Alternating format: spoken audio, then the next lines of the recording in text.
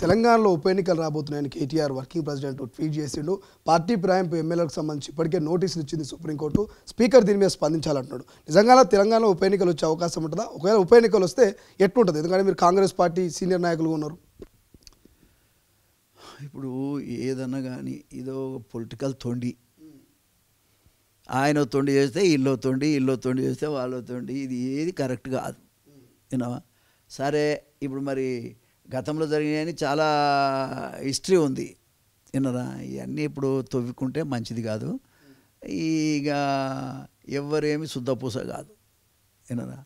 మరి ఈ విషయంలో మరి ఆ చట్టం ఏందో ఆ గొడవేందో కానీ నిజంగా అట్లా పార్టీ మారితే అట్లా మెంబర్షిప్ పోయేటట్టు ఉంటే బాగుండు. అర్థమైందా? అదేం లేదు కదా.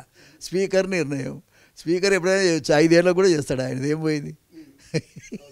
ఇదివరకు అయినాయి కదా, ఇదివరకు అన్నీ అట్లనే అయినాయి. ఇప్పుడు ఎవరి తప్పు అనాలే? ఎవరిది తప్పు కాదు. అప్పుడు వాళ్ళు చేసిరు, ఇప్పుడు వీళ్ళు చేస్తారు. గంతే. తేడా అయితే ఏం లేదు. తేడా ఏమున్నది? ఫైనల్గా ఈ 1,00,000 డప్పులు 1000 గొంతుల ప్రోగ్రాం ఎట్లా ఉండబోతున్నది? ఎటువంటి కార్యక్రమం? దీన్ని ఒక చరిత్ర సృష్టించబోతున్నారు నిజంగా మాదిగలందరూ? ఇక లక్షల్లో వస్తారండి. లక్షల్లో వచ్చే మాట నిజం. లక్షల్లో వచ్చే మాట నిజం. చేసిన నాయకుడు ఎవరున్నా మాదిగ జాతి గుర్తుంచుకోవటం కూడా నిజం. అది రేవంత్ రెడ్డి చేసిండు కాబట్టి రేవంత్ రెడ్డి గారిని గుర్తుంచుకుంటారు ప్రజలు చేస్తే. ఇక దీంట్లో ఏమాత్రం అటు ఇటు అయినా కూడా మరి ఖచ్చితంగా రాబోయే కాలంలో పొలిటికల్గానే నష్టాలు జరుగుతాయి. మాదిగలు ఇటు వేస్తే అటు గెలుస్తుందండి. మాదిగలు పూర్తిగా కాంగ్రెస్ పార్టీకే మొన్న ఓట్లు వేశారు. మేమంతా కాంగ్రెస్ పార్టీకి వేయమని పిలిపించాం. మీకు తెలియదు ఏముంది? నేను ముందే పిలిపించాను. నేను యాజ్ ఏ ఒక దళిత్, ఒక పేరున్న నాయకుడిగా నేను పిలిపించాను నేను. కాబట్టి ఆ రకంగా మొన్న ఓట్లు వేస్తేనే గెలిచారు. ఇవాళ కూడా ఆ జాతి మొత్తం కూడా వన్ సైడెడ్ అయ్యేటువంటి అవకాశం ఉంది చేసుకుంటే. ఆ విధంగా చేసుకోవాలని మాత్రమే నేను ముఖ్యమంత్రి గారికి, కాంగ్రెస్ పార్టీకి నేను విజ్ఞప్తి చేస్తా ఉన్నా.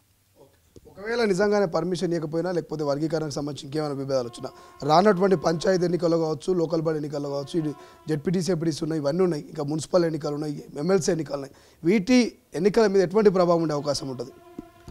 అమలు చేస్తే ఏముండదండి. ఇమ్మీడియట్గా రేపు ఇవాళ అసెంబ్లీ ఉన్నది, రేపు ఎల్లుండి కనుక చట్టం చేసేసి ప్రజలకు మెసేజ్ ఇస్తే ఏముండదు. కాంగ్రెస్ పార్టీకి మేలయ్యే అవకాశం ఉంది.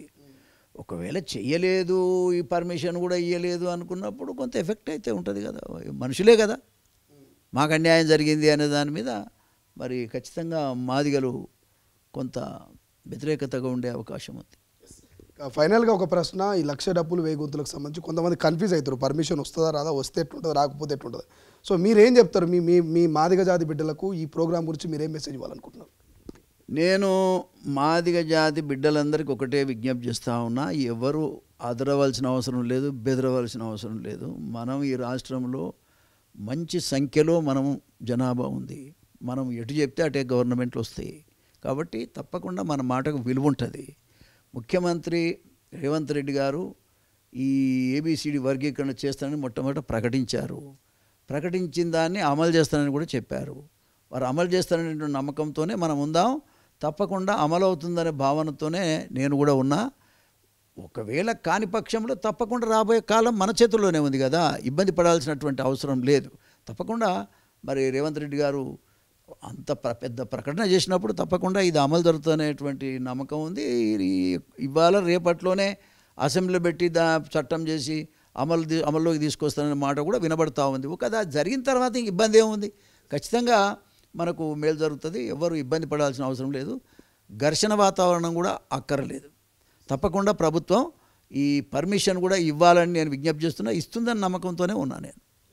Thank you so much. ఇది మొత్తం మీద ఏబిసిడి ఎస్సీ వర్గీకరణకు ముఖ్యమంత్రి రేవంత్ రెడ్డి సానుకూలంగా ఉన్నాడు.